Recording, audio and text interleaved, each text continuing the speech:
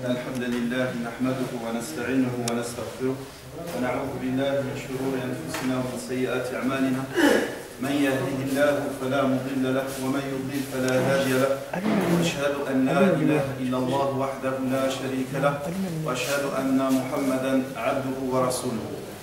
Donc aujourd'hui, comme je vous l'ai dit, on va montrer de façon pratique comment on fait le Hajj. Durant les discours du vendredi, je vous ai dit, la plupart, ou tout le monde, tous ceux qui partent de France, ils font le Hajj de la façon tamattu'. Tamattu', comme je vous l'ai expliqué, d'abord vous allez faire la Umrah, ensuite vous désacralisez, attendre tous les jours du Hajj pour vous resacraliser et faire le Hajj. Donc tamattu', il fait d'abord la Umrah, le petit pèlerinage, ensuite il se désacralise, ensuite il fait le pèlerinage. Donc c'est quoi la première chose à faire? Il y aura deux cas de figure. Soit tu vas aller directement à Médine. Donc quand tu vas aller à Médine, tu vas faire ta toilette depuis ton hôtel. Qu'est-ce qu'on appelle ta toilette? Tu vas te couper les ongles. Un exemple, tu sais que tu pars aujourd'hui pour faire la Umrah. Tu vas te couper les ongles là-bas à l'hôtel. Si tu as des poils sous les aisselles, autour du sexe, tu vas les enlever. Tu diminues ta moustache et tu fais les grandes ablutions. Ça, tu le fais à l'hôtel. Parce que t'en as, ils attendent de le faire au miqat. C'est pas interdit. Mais le prophète sallam, il l'a fait de chez lui. Donc tu te laves de chez toi. Tu te laves de chez toi, tu as coupé tes ongles, tu as enlevé tes poils. Et tu peux te parfumer, il n'y a pas de problème. Et tu peux déjà mettre l'habit. Donc ça, c'est ce qu'on appelle l'habit de l'ihram. Il est composé de deux morceaux de tissu. Blanc, c'est mieux. Et c'est seulement pour les hommes. Je vous ai déjà dit durant le discours du vendredi, la femme, elle s'habille normalement. La femme, elle s'habille normalement. Elle n'a pas d'habit spécifique à mettre pour faire le Hajj ou la Umrah. De la même manière, elle n'a pas de couleur spécifique à mettre. Parce que souvent, on voit des femmes, à cause de l'ignorance, elles pensent qu'elles doivent se mettre avec une tunique blanche et un hijab blanc. Tout ça, ma anzalallahu biha min sultan. Allah n'a rien envoyé de tel. Donc moi, quand je me suis lavé, à l'hôtel, dès l'hôtel, je peux commencer à mettre mon vêtement. Donc ça, c'est ce qu'on appelle un rida. Donc je vais le mettre déjà au-dessus de moi, un rida, et ça, c'est ce qu'on appelle un izar. Pour ma'ouis, indakum, la ikoy. Donc, ça, pour ceux qui n'ont pas l'habitude, comme nous, parce que les Yéménites, les Djiboutiens, les Comoriens, on a l'habitude de mettre ça. Donc nous, on n'a pas besoin de ceinture. Mais celui que c'est la première fois qu'il met ça, c'est mieux qu'il mette une ceinture, parce que de peur qu'il le perde. Donc, moi je vais mettre ça. Donc pour l'instant, je ne suis pas encore en état de sacralisation. Donc je reste comme ça. Ça c'est le premier cas, c'est-à-dire quand je suis à Médine. Donc je vais faire mes ablutions dans mon hôtel. Maintenant, il y aura le deuxième cas, pour ceux qui vont partir de France, ils vont directement à la Mecque. Donc, dans les airs, tu vas passer le miqat.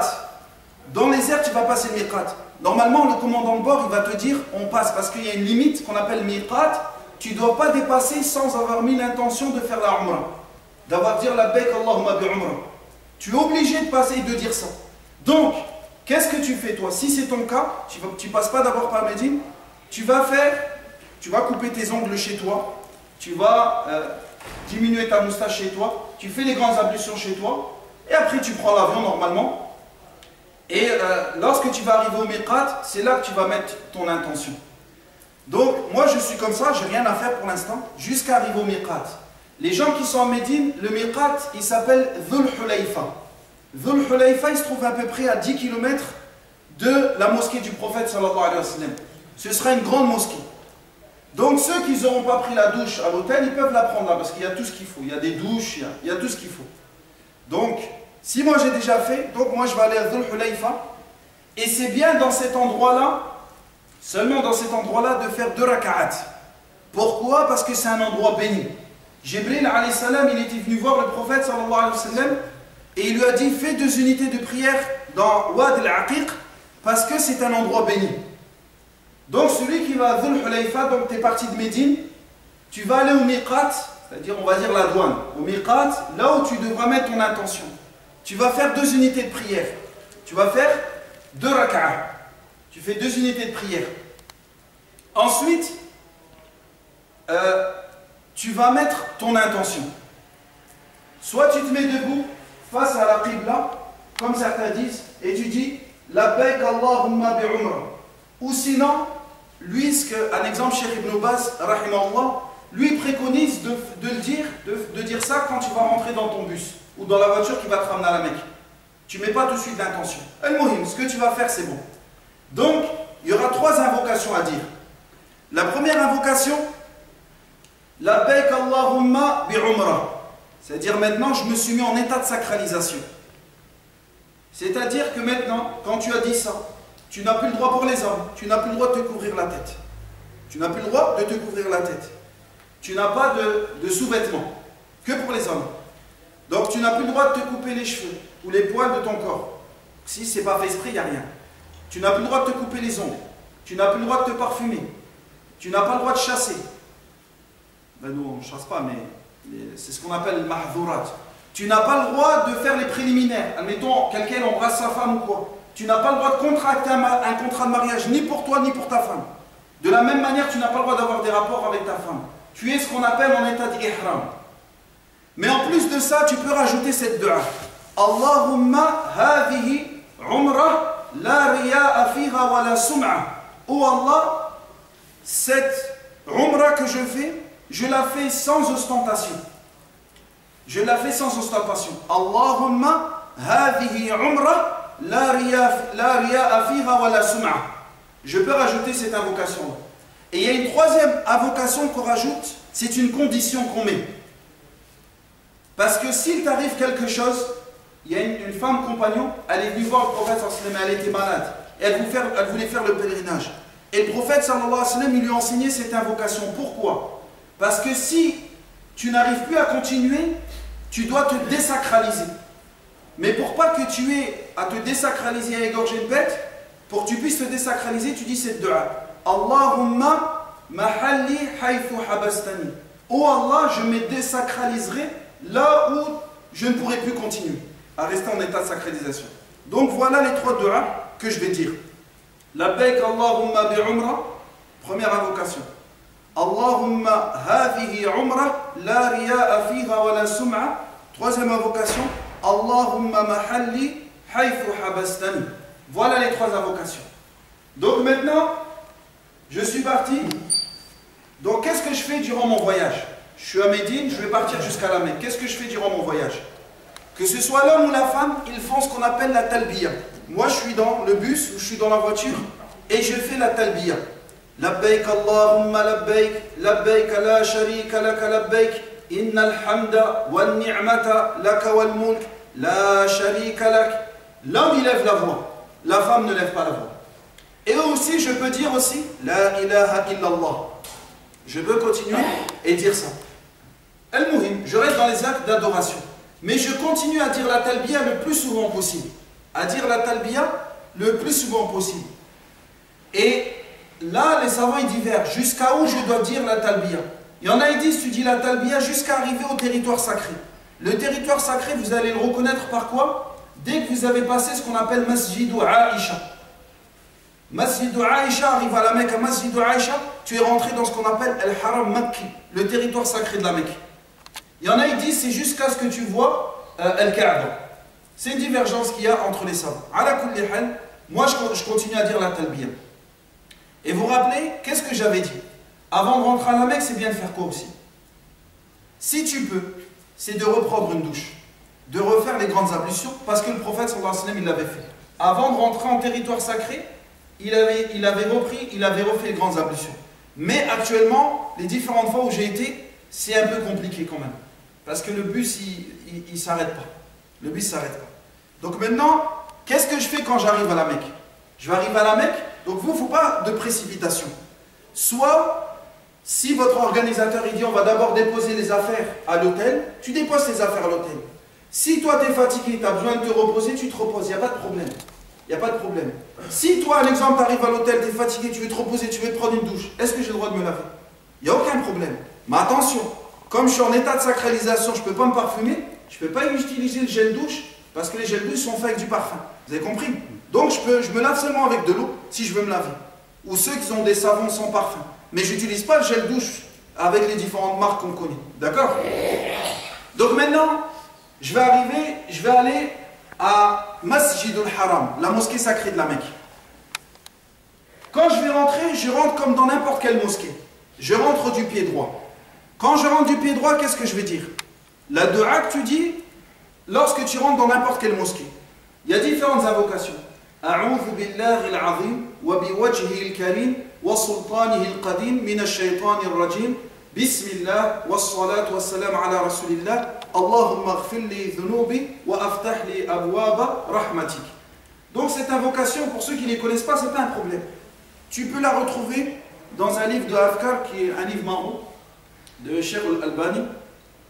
Vous allez le retrouver dans ces livres-là ou dans la citadelle du musulman. Donc moi je suis rentré du pied droit. Est-ce que je dois faire 2 unités de prière? Est-ce que je fais Tahiyat al-Masjid? Non. Je ne salue pas, je ne fais pas les 2 unités de prière pour saluer la mosquée. Non, parce que là maintenant tu vas commencer ce qu'on appelle la Umrah. Donc là, c'est la seule Kaaba que j'ai pu avoir.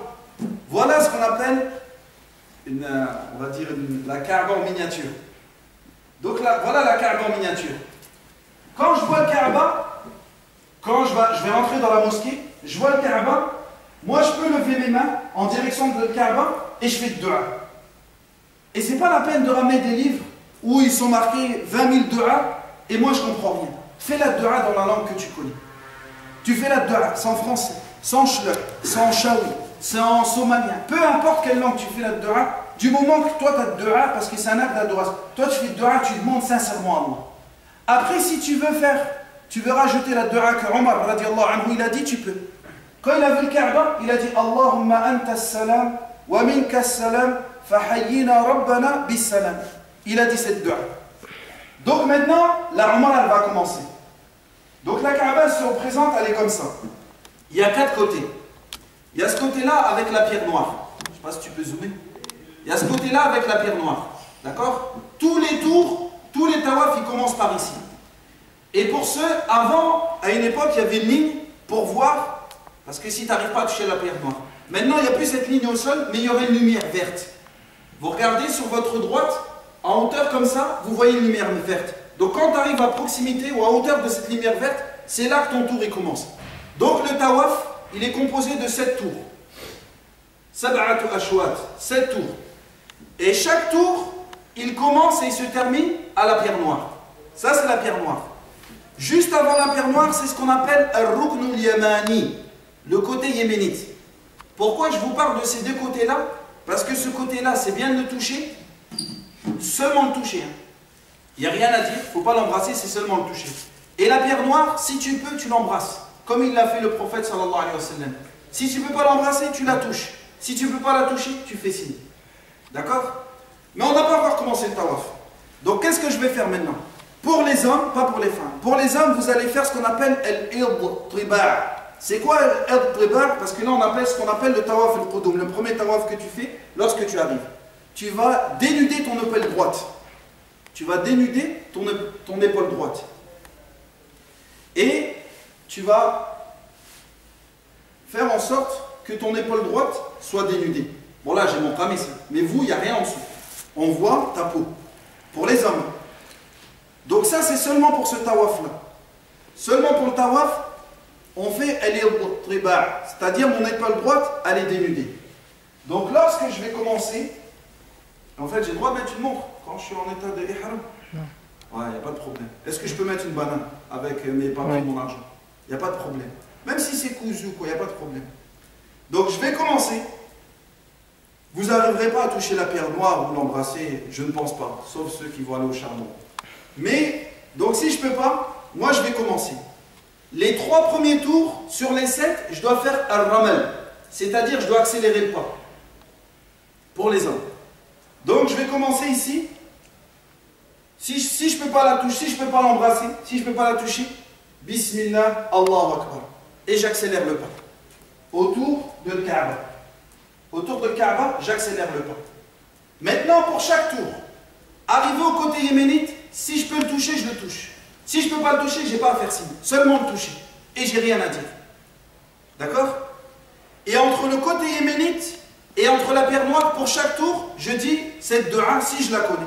C'est bien de la dire parce que le prophète sallallahu alayhi wa sallam l'a dit. Rabbana atina fid dunya hasanatan wa fil akhirati hasanatan wa qina adhaban nar. Faites bien attention. Malheureusement, je ne l'ai pas ici. Mais quand vous avez le Kaaba, pour ceux qui ont déjà vu à la télé, vous avez un arc de cercle blanc. C'est ce qu'on appelle Hijr Ismaïl. Ça fait partie de la Kaaba. C'est-à-dire, quand tu tournes autour de la Kaaba, tu dois tourner derrière Hijr Ismaïl. Tu ne peux pas rentrer à l'intérieur pour faire le tour. Sinon, ton tour, il n'est pas complet. D'accord? Maintenant, qu'est-ce que je fais pendant le tawaf? Qu'est-ce que je fais pendant le tawaf? Tu fais des du'a, tu fais des... Tu restes, c'est un acte d'adoration au tawaf. Ça t'est pas interdit de parler, mais il ne faut pas dire n'importe quoi. Parce que le tawaf, c'est comme une prière, sauf qu'il nous est autorisé de parler. Mais il ne faut pas que je dise n'importe quoi. D'accord? Donc, les 3 premiers tours, j'ai dit, on doit faire quoi? Ar-Raman. Accélérer le pas. D'accord? Entre le côté yéménite et la pierre noire, à chaque fois je dis Rabbana atina fid dunya hasanatan wa fil akhirati hasanatan wa qina adhaban nar. J'ai fait un premier tour. Deuxième tour, pareil. Si je peux embrasser la pierre noire, je l'embrasse. Si je ne peux pas l'embrasser, je la touche. Si je ne peux pas la toucher, je fais signe. Bismillah, Allahu Akbar. Et pareil, je tourne autour de le Kaaba. Si je peux toucher le côté yéménite à chaque tour, je le touche. Si je peux toucher la pierre noire, je le touche en disant Bismillah, Allahu Akbar. Et la même dua entre le côté yéménite et la pierre noire. Je fais 7 tours comme ça. Les 3 premiers tours à pas accéléré, les 4 derniers tours à pas normal. Dès que j'ai fini le tawaf, qu'est-ce que je fais? Maintenant, je recouvre mon épaule. J'ai plus besoin de la découvrir. Et vous verrez beaucoup de gens, à cause de l'ignorance, ils gardent son épaule découverte même pendant le hajj. Donc, moi, je recouvre mon épaule maintenant, pour les hommes. Je recouvre mon épaule. Celui qui peut, il va à ce qu'on appelle multazam. Mais même là, pratiquement, c'est impossible que tu arrives à aller. C'est quoi le multazam? C'est ici en fait. Vous voyez ici, c'est la porte de Kaaba. Ici, à la pierre noire, entre les deux là, c'est ce qu'on appelle multazam. Il a été rapporté d'un des compagnons qui s'est collé carrément sur le multazam. Il s'est collé comme ça. Il a mis ses coudes et il s'est mis comme ça. Comme une araignée comme ça. Et il faisait dua. C'est le seul endroit où tu as le droit de faire ça. C'est le seul endroit où tu peux te coller à la Kaaba et faire ça. Mais le faire dans le reste, non, ça ne nous a pas été rapporté. D'accord? Donc si j'arrive à faire ça, je le fais. Mais bon, je ne pense pas que tu arriveras. Donc maintenant j'ai fini le tawaf. Qu'est-ce que je dois faire maintenant? Je vais aller ici, normalement à ce niveau-là, il y aura ce qu'on appelle, il y aura une sorte de coupole en vitre avec des traces de pieds. Ce n'est pas les traces d'Ibrahim. Parce que les traces d'Ibrahim, ils ont disparu depuis longtemps. Mais c'est pour montrer qu'il y avait les traces, du prophète Ibrahim a.s. Mais ce n'est pas ses vrais pieds, pas de pieds. Parce qu'il y en a, ils vont dire, ouais, il avait un grand pied. Ce n'est pas ses vraies traces de pieds. Donc il y aura une coupole comme ça. On ne doit pas la toucher. Ça, c'est ce qu'on appelle la station de Ibrahim. Maqam Ibrahim. Pendant le moment où je vais vers cet endroit-là, c'est à même pas 10 mètres. Je veux dire, وَاتَّخِذُوا مِن مَقَامِ إِبْرَاهِيمَ مُصَلَّى. C'est une partie d'un verset du Coran. Donc je vous ai dit, pour ceux qui ne retiennent pas ces invocations, vous les retrouvez tous dans le petit livre que je vous ai dit là, les Afkar, le petit livre marron d'évocation, vous les retrouvez dedans. Donc quand je dis وَاتَّخِذُوا مِن مَقَامِ إِبْرَاهِيمَ مُصَلَّى, je vais aller derrière la station d'Ibrahim. Admettons la station d'Ibrahim, elle est ici. Si je peux me mettre ici, parce que le tawaf, il n'y a pas trop de gens qui tournent autour de le Kaaba, je me mets. Sinon, je me recoule au maximum. Pour pas que quand je suis en prosternation, il y a quelqu'un qui me marche sur la tête. D'accord? Donc, je vais faire 2 unités de prière. Donc, ces 2 raka'at, qu'est-ce que je dois lire? La Fatiha plus Qul ya ayyuhal kafirun. Deuxième raka'a, la Fatiha plus Qul huwallahu ahad. Comme la sunnat al-fajr qu'on fait le matin. Quand j'ai fini ça, qu'est-ce que je dois faire? Je vais aller boire l'eau de Zamzam. Et comme le prophète sallallahu alayhi wa sallam nous a dit, par rapport à l'eau de Zamzam, c'est la meilleure eau qu'il y a sur terre. La meilleure eau qu'il y a sur terre, c'est l'eau de Zamzam. C'est une nourriture pour celui, c'est une nourriture et en même temps c'est un remède contre chaque maladie. Donc moi je vais boire de l'eau de Zamzam, j'y vais. Vous allez trouver, maintenant tu ne peux plus aller au puits de Zamzam, c'est fermé je pense. Donc tu vas, tu bois de l'eau de Zamzam. Tu bois, et en même temps tu peux te verser de l'eau de Zamzam sur toi. Comme les salaf salih l'ont fait, les pieux prédécesseurs l'ont fait. Donc je peux verser de l'eau de Zamzam sur moi. Je bois et je verse l'eau de Zamzam sur moi. Jusqu'à là c'est clair. Quand j'ai fait ça, je vais me diriger vers la pierre noire. Pareil. Si je peux l'embrasser, je l'embrasse. Si je ne peux pas l'embrasser, je la touche. Si je ne peux pas, Bismillah Akbar, et je repars. Je n'ai pas besoin de faire tawaf, c'est juste pour moi. Et maintenant, je vais faire l'avant-dernière chose concernant la Umrah. Qu'est-ce que je vais faire? Je vais aller faire le as-sa'i, c'est-à-dire les allées entre Safa et Marwa.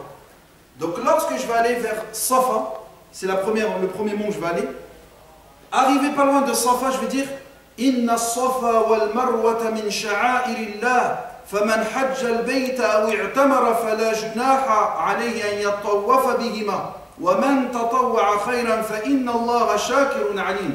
C'est un verset du Coran et encore de nouveau, vous allez le retrouver dans les livres d'évocation. Donc je vais dire ça.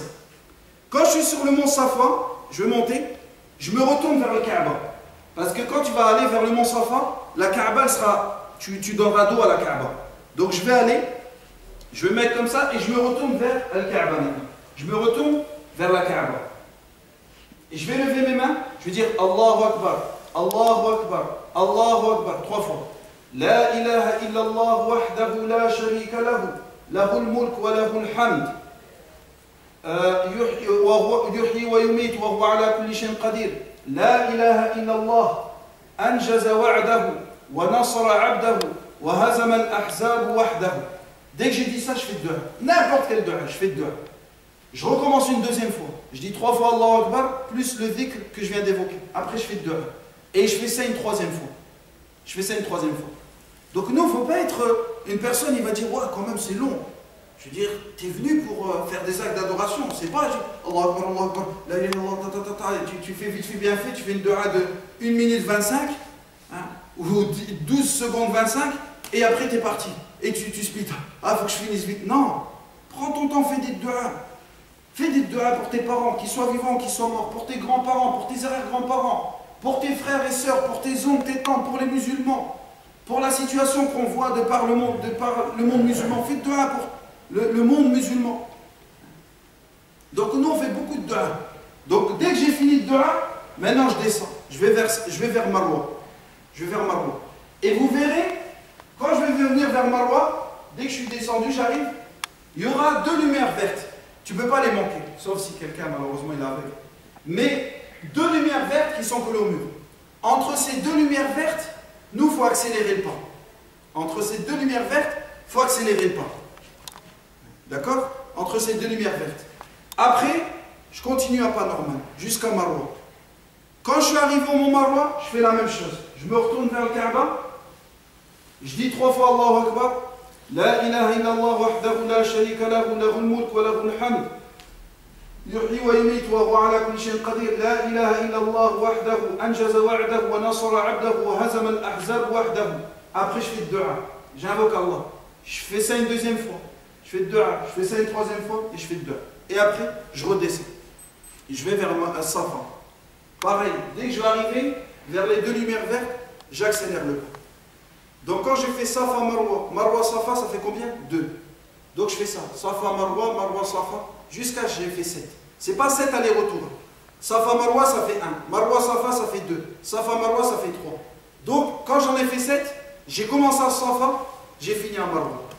Il n'y a pas de dua spécifique à dire. Il a été rapporté des compagnons qui disaient Allahumma ghfir warham innaka antal a'azzul akram. C'est la dua qui a été rapportée des compagnons. Mais tu fais n'importe quelle dua. Tu fais n'importe quelle dua. Quand j'ai fini ça, pour terminer la Umrah, comme tu vas faire le Hajj, tu ne traces pas la tête. Tu coupes tes cheveux. Tu coupes tes cheveux. Et la femme aussi, elle coupe un petit morceau de cheveux au niveau de sa phalange. Dès que tu as fini ça, tu as coupé tes cheveux, maintenant tu peux te désacraliser. C'est-à-dire tu peux enlever ton ihram et tu restes normal en entendant que le Hajj il commence. Tu restes normal. Et ce que je vous ai dit, tant que je suis à la Mecque, je profite de multiplier les tawafs. Parce que lorsque tu fais le tawaf, comme il a été rapporté dans le hadith, rapporté par Ibn Hibban, celui qui fait le tawaf pendant une semaine, il ne lève pas un pas, il ne rabaisse pas un pas, sans que pour autant Allah lui efface ses péchés. Il donne une hasana pour chaque pas. Pour chaque pas qu'il fait, Allah il enlève une khati'a, un péché. Pour chaque pas qu'il fait, Allah il lui donne une hasana et il l'élève d'une daraja, d'un degré. Donc, le tawaf, c'est le seul endroit, la Mecque, c'est le seul endroit où tu puisses faire le tawaf, tourner autour de Kaaba. Donc il faut profiter, tous les jours tu fais tawaf. Parce qu'il y a une grande récompense à faire le tawaf. Donc moi j'attends, ça y est, maintenant je suis entre guillemets, je suis libre. Jusqu'à arriver Yawm al-Tarwiyah, c'est le 8 de Dhul Hijjah. Le Hajj il va commencer. Donc là je fais la même chose. Je vais refaire mes grandes ablutions. Si mes ongles d'ici là ils ont poussé, je les coupe. Si ma moustache elle a trop poussé, je la coupe aussi. Si j'ai des poils qui ont poussé, je les enlève. D'accord? Et de mon hôtel, je vais mettre l'intention. Donc là pareil, je remets mon vêtement. La femme elle s'habille normalement, sauf que pour la femme, si elle porte le niqab, elle n'a pas le droit de porter le niqab ni les gants. Et le niqab ou le qufazayn, elle ne porte pas. Les gants, ni le niqab, elle le porte. Maintenant, si elle porte le niqab, elle n'a pas, dans sa vie de tous les jours, elle n'a pas le droit de le porter. Mais ça ne veut pas dire qu'elle ne cache pas son visage. Si elle a l'habitude de porter le niqab, elle a pris la vie comme quoi c'est une obligation, elle le cache, mais pas comme si c'était le niqab. Elle le cache, elle essaye de prendre un vêtement ou quoi, pour cacher son visage d'une façon. Comme elle faisait Aïcha, dès qu'ils faisaient le tawaf, leur visage était découvert. S'ils voyaient des hommes, ils cachaient. Maintenant, tu vas voir toujours des hommes, donc elle essaie de cacher son visage du mieux qu'elle peut, mais sans mettre le niqab, qui a, on va dire, 2 voiles au-dessus de son visage. Donc, chez toi, tu as fait à ton hôtel, tu as refait les grandes ablutions. Donc, tu remets le vêtement en haut et en bas. Le 8 de Dhul Hijjah, qu'est-ce qu'il y a à faire? Tu devras aller à Mina. Donc, le Hajj commence maintenant. Avant quand tu es à l'hôtel, donc tu t'es lavé, tu vas dire Labbaik Allahumma bihajja. Et pareil, donc tu as dit Labbaik Allahumma bihajja, tu t'es mis en état de sacralisation. Et tu redis la dua Allahumma hadhihi hajjatun la riya'a fiha wa la sum'a. Au lieu de dire Umrah, comme on a dit au début, là tu vas dire Hajj. Oh Allah, ce pèlerinage, il n'y a pas d'ostentation dessus. Allahumma mahalli haythu habastani. C'est-à-dire, toi tu fais la dua, au cas où si tu dois te désacraliser, tu poses cette condition. Comme ça, tu pourras te désacraliser. Donc, quand tu as dit ça, tu vas à la Mina avec ton groupe. Arrivé à Mina, tu vas faire Dhuhr, 2 rak'at. L'Asr, 2 rak'at. Tu ne réunis pas les prières. Les prières, elles se prient à l'heure, mais 2 rak'at. Et il n'y a pas de mosquée là-bas. Là-bas, chacun est pris dans sa tente. Donc, si vous pouvez faire des groupes, faites des groupes. 2 rak'at al-Dhuhr, 2 rak'at al-Asr, 3 rak'at al-Maghrib, 2 rak'at al-Isha, 2 rak'at al-Subh. Il n'y a pas de sunnah à faire entre eux. La seule sunnah que tu fais à Mina, c'est le witr et le fajr. Les 2 unités de prière que tu fais avant le subh. D'accord? Donc tu fais el-mabit fi Mina. Tu passes la nuit à Mina. Faites bien attention. Tu es en état de sacralisation. Donc il ne faut pas mettre du parfum. Il ne faut pas que tu te coupes les ongles. Donc quand j'ai fait ça, à Mina, qu'est-ce qu'il y a à faire de spécial? Rien de spécial, si ce n'est que tu fais des du'a, tu fais des actes d'adoration. Tu restes dans les actes d'adoration, tu fais beaucoup de talbiya, labbaik Allahumma labbaik, labbaik la sharika lak, labbaik, innal hamda wa ni'mata laka wal mulk, la sharika lak. Donc, j'ai passé le 8 de Dhul Hijjah, de Dhuhr jusqu'à le Fajr du lendemain, je l'ai fait à Mina. J'ai passé la nuit là-bas. Après le lever du soleil, donc j'ai fait Subh là-bas. Après le lever du soleil, je vais me diriger à Arafat. Donc normalement, vous aurez des bus. Mais bon, ceux qui sont jeunes, moi je vous conseille d'aller à pied. Parce que quelquefois c'est un peu embêtant avec les bus. Quelquefois il faut attendre ton tour, ils partent très tard. Donc ceux qui sont jeunes, franchement, 2 heures c'est tranquille. 2 heures, 2 heures et demie, tu y vas tranquillement. Et je vous conseille de prendre des parapluies. Parce que si le soleil tape, tu vas comprendre ta douleur si tu n'as pas de parapluie. Donc prenez un parapluie blanc. Parce que noir, peut-être Donc tu prends un parapluie pour mettre au-dessus de toi. Et donc j'y vais. Qu'est-ce que je fais pendant la route? Pareil, je fais la talbiya. Labbaik Allahumma labbaik, labbaik la sharika lak labbaik, innal hamda wa ni'mata laka wal mulk, la sharika lak. Je fais beaucoup de talbiya, beaucoup de dhikr, beaucoup de dua, beaucoup d'invocations, beaucoup d'évocations. Et je vais à Arafat. À Arafat, qu'est-ce que je devrais faire là-bas? Je vais prier. Donc on est le 9 du mois du Hajj. C'est le 2e jour du Hajj. Le 9 du mois du Hajj, mais le 2e jour du Hajj concernant les rites. Je vais faire le Dhuhr Al-Asr réuni maintenant. Alors qu'à Mina, je n'avais pas réuni. Dhuhr et Al-Asr réuni. Faites bien attention. Parce que l'erreur que font certaines personnes, tu vas entendre, souvent on entend l'adhan. Parce que là, durant ce jour-là, il y a le mufti de l'Arabie Saoudite, Sheikh Al-Ashir, il fait un discours dans la mosquée, ce qu'on appelle Masjid Namira. Il fait un discours dans cette mosquée-là. Mais là où il est l'imam, lui, il n'est pas dans Arafat. Parce que la mosquée, là, elle est coupée. Il y a une partie qui n'est pas dans Arafat et il y a une partie qui est dans Arafat. Lui, il fait le discours, il n'est pas encore dans Arafat. Mais le but, c'est de rentrer dans le territoire de Arafat, dans le territoire Arafat, avant le Maghrib. Donc il y a des gens, qu'est-ce qu'ils vont faire? Eux, ils sont là, ils restent à un endroit. Eux, ils croient qu'ils sont à Arafat. Ils sont, admettons, il arrive à rentrer dans la mosquée. Il est au premier rang, il croit qu'il est à Arafat. Il n'est pas dans Arafat. Imagine-toi, jusqu'à le Maghrib, il est resté jusqu'à là. Il n'a pas de hajj. Parce que le prophète a dit Al-Hajj ou Arafat. Tu es obligé de stationner, de tenir dans la station de Arafat. Donc, toi, fais bien attention à ça. Ça, c'est la première erreur que les gens font.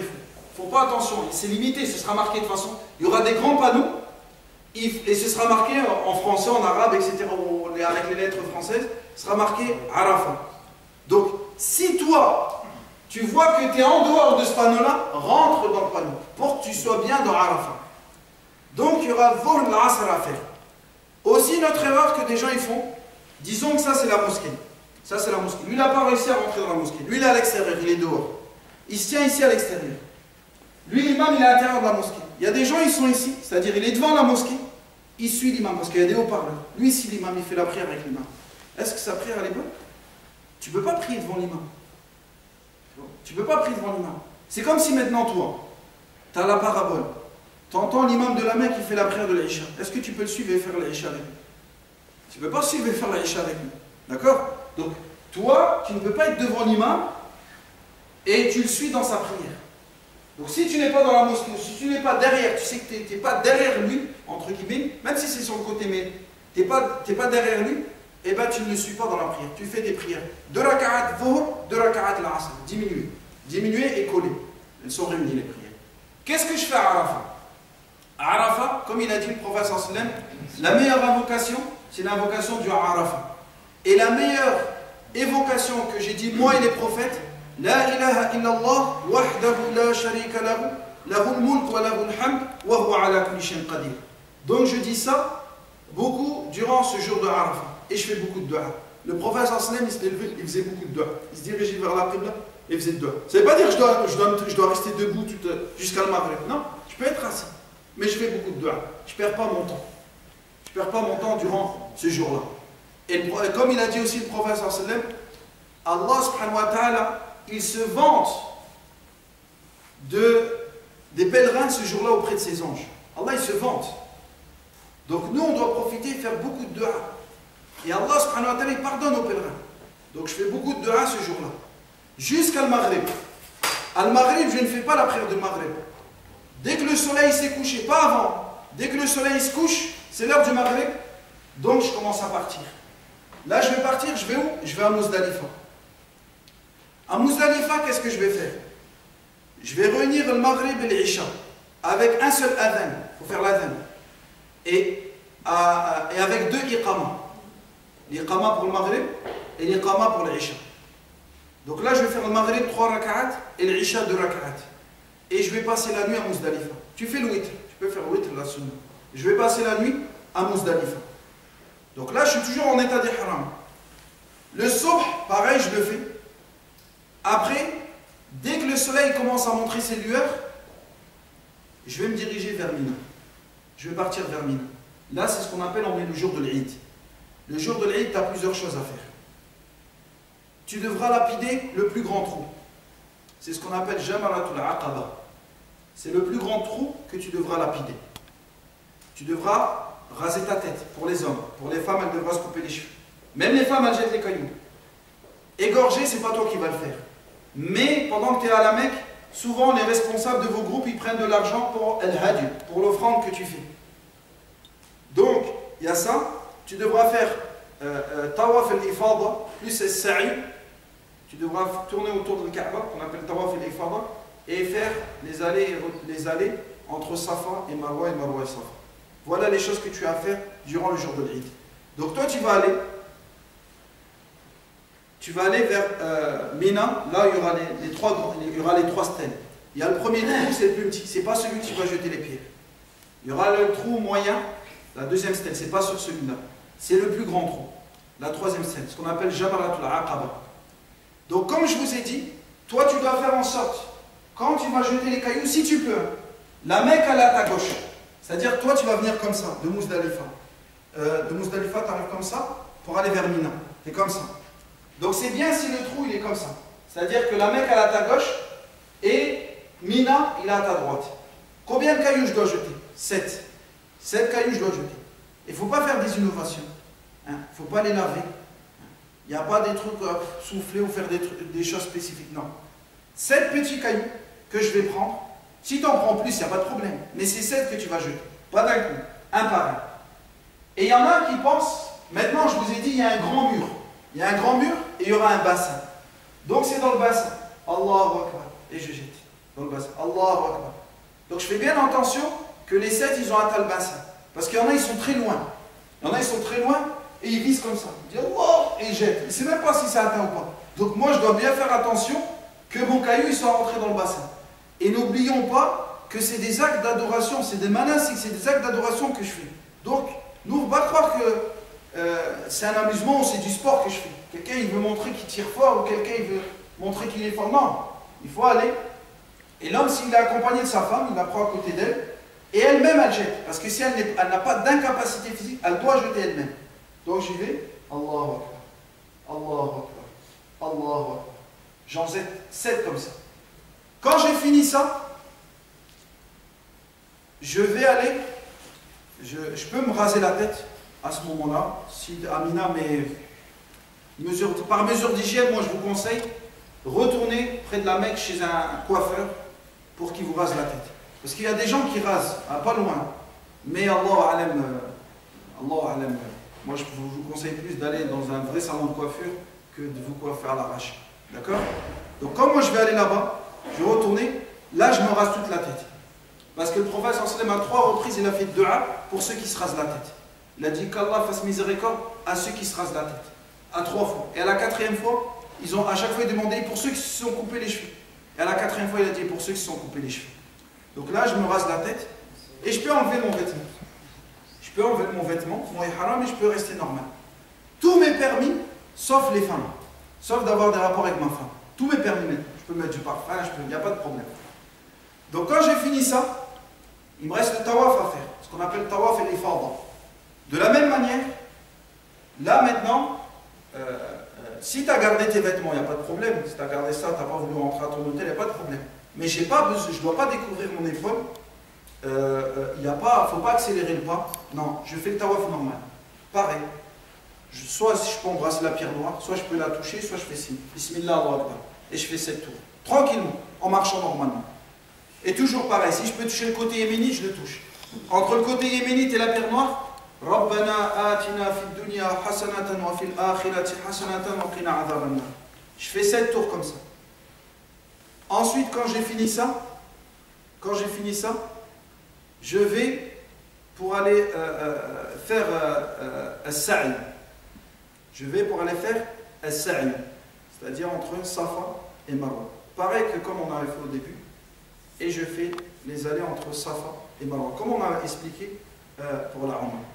Dès que j'ai fini ça, il faut que je retourne à Mina. Je vais passer la nuit là-bas. Parce que le 11, 12 et 13, je dois lapider, jeter les cailloux dans les 3 stèles. La petite stèle, la moyenne stèle et la grande stèle. Et la lapidation, elle se fait après le Dhuhr. Faites bien attention. Après le Dhuhr. C'est pas avant le Dhuhr. Après le Dhuhr, tu dois le faire. Après, c'est-à-dire après Zawal. C'est plus juste de dire après Zawal. Après que le soleil il soit à son zénith. C'est-à-dire juste après le Dhuhr, il est rentré. Donc après cela, et je peux lapider jusqu'à le Fajr du lendemain matin. Je peux lapider. Donc si je vois qu'à Dhuhr, il y a trop de monde qui est parti, je vais après la Asr. Sinon après le Maghrib. Donc j'y vais. Pareil, je vais commencer par le petit trou. Je vais jeter, Allahu Akbar, 7 cailloux. Quand j'ai jeté 7 cailloux, je me retourne un peu vers la droite. Je lève mes mains comme il a fait le prophète, il a fait le nombre de dua. Et il faisait dua, il faisait dua, il faisait dua. Toi, tu fais dua. T'invoques Allah. Donc là, ces jours-là, tu es avec tes habits normaux. Je fais dua, je fais dua, je fais dua, je fais dua. Après, je vais vers la deuxième step, celle du milieu. Pareil, jette 7 cailloux. Je me recule un peu vers la gauche, vers le Kaaba, je lève mes mains et je fais une longue dua. Après, je vais vers la plus grande celle que j'avais lapidée le jour précédent, le jour de l'Eid. Je jette 7 cailloux et là, je ne fais pas de dua. Et je retourne à Mina. Pareil, là aussi, tes prières de 4, elles sont diminuées à 2 et tu pries tes prières à l'heure. Dhuhr, l'Asr, Maghrib, l'Isha, Subh, tu pries à l'heure, sauf que les prières de 4, elles deviennent 2. Tu fais ça le 11. Tu fais ça le 12 de Dhul Hijjah. Si tu n'as pas quitté le Maghrib, c'est-à-dire après le Dhuhr, tu vas, ou après l'Asr, tu vas lapider. Tu fais la même chose que tu as fait le 11. 7 cailloux pour chaque trou, et pareil, tu fais 2. Si tu n'as pas quitté la Mecque, tu n'as pas quitté Mina avant le Maghrib, tu dois rester le 13 pour lapider après le Dhuhr. Si tu as quitté Mina avant le Dhuhr, tu as droit à ce qu'on appelle Ta'jil. Comme Allah subhanahu wa ta'ala dit, comme quoi, فَمَنْ تَعَجَّلَ فَلَا إِثْمَ عَلَيْهِ. Celui qui s'est contenté, et ce qui a quitté avant, c'est-à-dire avant le Maghrib, il n'y a pas de péché à cela. Dès que tu as fait ça, tu as lapidé, tu as fini ton hajj. Il te reste quoi seulement avant de quitter la Mecque, le jour où tu sais que tu vas quitter la Mecque. Tu sais que, admettons, dans 1 heure, tu vas quitter la Mecque ou dans 2 heures. Tu vas faire ce qu'on appelle tawaf al-wada'. Tawaf al-wada', c'est-à-dire le tawaf d'adieu. C'est seulement le tawaf. 7 tours que tu vas faire. Pareil, toujours, si tu peux toucher le côté, ou embrasser la pierre noire et toucher le côté yéménite. Et pour la pierre noire, tu dis Bismillah, Allahu Akbar. Et normal. Tu fais 7 tours, il n'y a pas de sérieux à faire. Tu ne vas pas à Safan Marwa. Tu fais 7 tours, c'est la dernière chose que tu dois faire. Après, tu récupères tes affaires, vous prenez ton bus pour aller à l'aéroport. Maintenant, la question qui se pose, c'est pour la femme. La femme, si elle a ses menstrues. La femme, si elle a le haïd, elle a ses menstrues. Elle doit faire tout ce que le pèlerin y fait, sauf le tawaf. C'est dire, il va des femmes des compagnons, notamment Aïcha. Donc, la femme, elle fait tout ce que fait le pèlerin, sauf le tawaf. Elle attend qu'elle a plus ses règles pour pouvoir faire le tawaf.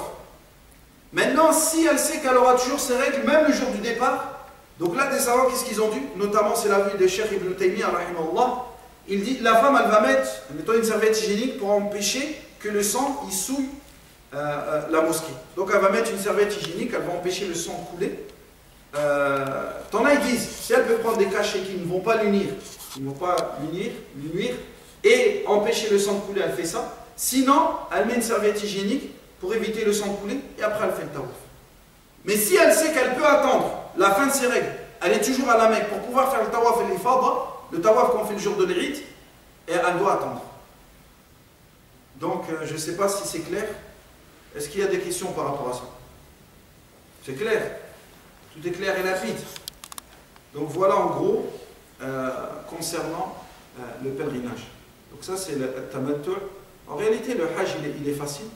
Mais si vous avez, toujours si vous avez les fascicules, bien sûr ceux qui vont partir c'est mieux, si vous avez vos fascicules, c'est mieux de les ramener pour qu'on vérifie avant. Parce que quelquefois il y a des gens, il y a des fascicules qui ont été faits mais il y a des choses qui sont rajoutées. Allahu a'lam d'où ils sont rajoutées. Donc si vous avez des fascicules ou des qui expliquent le hajj, c'est bien de les montrer avant pour qu'on puisse voir que tout est correct dedans. Et voilà.